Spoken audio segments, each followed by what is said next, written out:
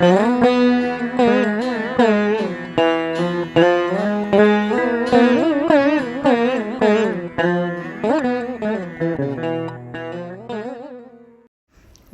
ஸ்ரீ ஆதிசக்தி அன்னையே போற்றி போற்றி.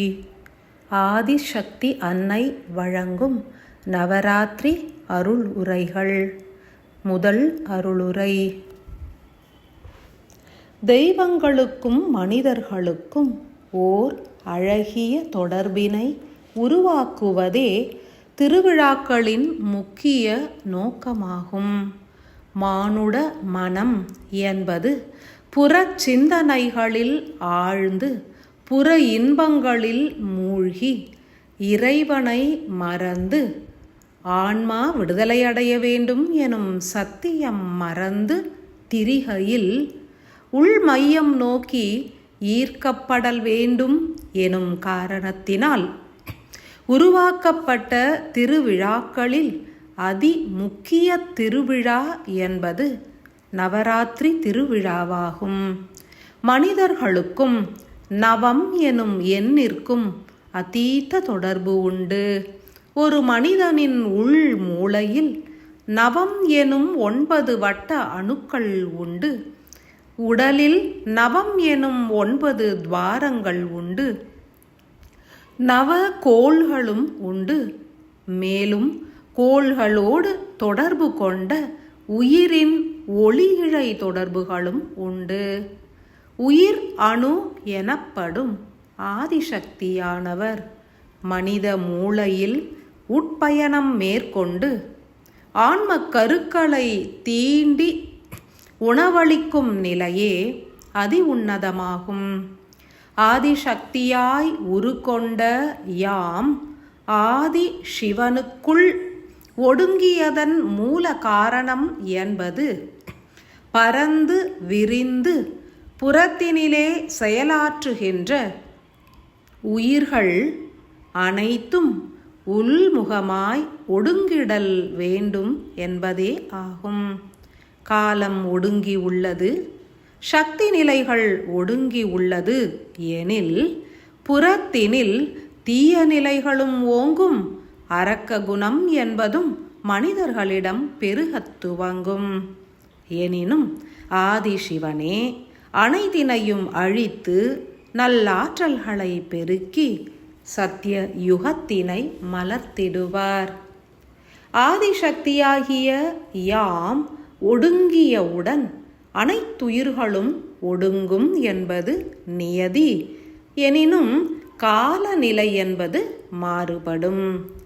வேகமாய் பயணிக்கின்ற ஒரு வாகனத்தின் சக்கரம் என்பது மெல்லனவே அடங்கிடும்.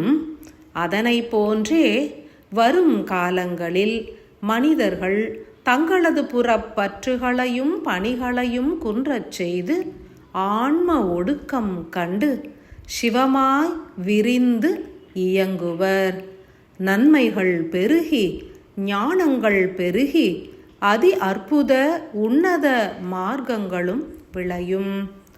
ஆதிசக்தியாய் விளங்கும் யாம் நவராத்திரி எனும் உற்சவ காலத்தினில் எத்தகைய செயலினை ஆற்றினோம் என்பதனை முன்னோர்கள் அறிந்து எடுத்துரைத்துள்ளனர். பின்பற்றி தொழுவோரும் நற்கதி பெற்றனர். இத்தருணத்தில் உயிரின் புறப்பணிகளும் பற்றுகளும் குன்றி மோகமும் ஆசையும் அழிந்திடவே யாம் அருளாசிகளை பொழிகின்றோம்.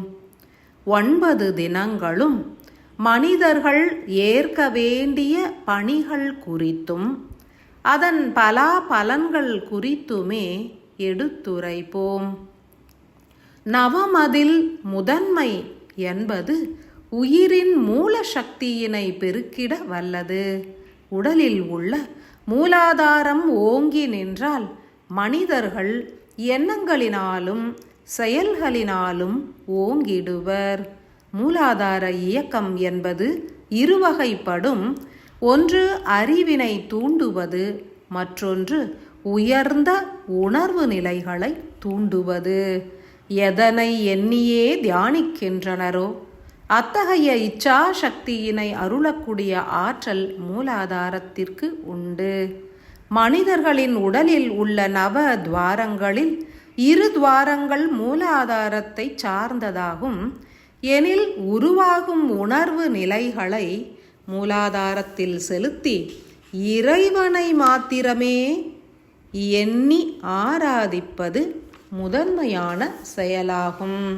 நவராத்திரியின் முதன்மை தினமான இன்று அனைவரும் மூலாதார சக்கரத்தினை கருத்தினில் கொண்டு மாலை பொழுதினில் ஓர் அகல் தீபச் சுடரினை ஏற்றி தன்மைகளை மாற்றியே அமைத்துவிட பிரார்த்தனை புரிய வேண்டும். சத்குருவான அகத்திய மகர்ஷிகளை உள்முகமாய் துதித்து தீபம் ஒன்றினை ஏற்றியே அனைவரும் பிரார்த்திக்க கடவது. தீபத்தினை உற்று நோக்கி பின்னர் எண்ணங்களை குவித்து மூலாதாரத்திடம் செலுத்தி உமது தன்மைகளில் மிக உயர்ந்த தன்மையான இறைவனை நோக்கியே மேல் நோக்கி பயணிக்கும் தன்மையினை செழுமையுறச் செய்வாயாக என்றே உரைத்து ஆழ்ந்து பிரார்த்தனை புரிய கடவது.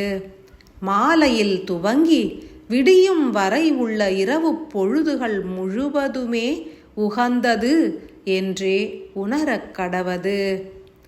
முதல் தினத்தில் ஒரு தீபத்தினை ஆராதித்தல் நன்று.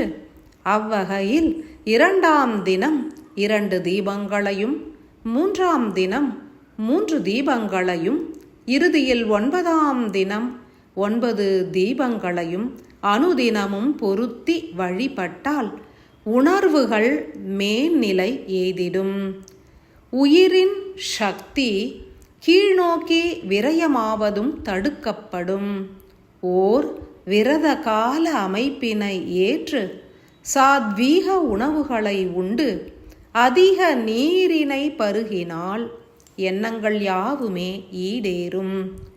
மூலாதார சக்தியானது ஒடுங்கி தனது ஆற்றல்களை மேல் நோக்கியே செலுத்துவதனை உணர்ந்து தியானித்தல் நன்று. எண்ணங்கள் சிதறினால் உயிராற்றலும் சிதறும், விரயமாகும். எண்ணங்களை மூலாதாரத்தில் குவித்தால் உயிராற்றல் விரயமாவது குன்றி மேல் நோக்கியே எழுச்சியுறும். சில தியானங்களை உகந்த காலத்தில் ஏற்பதன் மூலம் பன்மடங்கு ஆற்றல்களை பெற்றிடலாம். அன்பு மானுடர்களே, கால விரயத்தினை ஏற்காது ஒடுங்கும் மார்க்கத்தை உணர்ந்து ஆதி சிவனில் ஒடுங்கிடவே முற்படுங்கள். பின்னர் சிவனாரோடு இணைந்து விரிந்து இயங்குவதன் மூலம் உலக உயிர்களை எளிதாய் விடுவித்து விண்ணேற்றிடலாம். கடும் உழைப்பின் மூலமே அகத்தியர் ஆன்மாக்களை ஈர்த்து விண்ணேற்றுகின்றார். நீங்கள் யாவரும் தீர்க்கமாய் தியானித்து உயிர் நிலைகளை உணர்ந்து செழுமையுறச் செய்திடல் வேண்டும். உயர்நிலைகளை பெற்றால் மாத்திரமே சூழ்கின்ற ஆன்மாக்களை ஈர்த்து அகத்தியரின் ஒளிப்பாலத்தினிலும் இணைத்திடலாம். அன்றி உங்களது ஆன்மாவினை மாத்திரமேனும் அழியாது காத்திடலாம். உணர்ந்து செயல் புரியுங்கள். நீங்கள் ஏற்றுகின்ற முதல் தீபத்தில் யாம் அதி அற்புத ஆற்றலை உட்செலுத்தி தேவியரில் முதன்மையானவராய் உட்கலந்து செயல் புரிவோம்.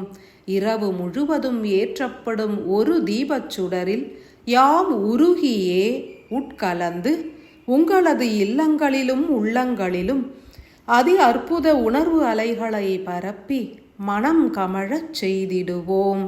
உணர்ந்து உருகி உயிரினை பணிந்து தீபம் பொருத்தி தியானித்து உயர் நிலைகளை எய்திடுங்கள். கருணை நிறைந்த ஆசிகள்.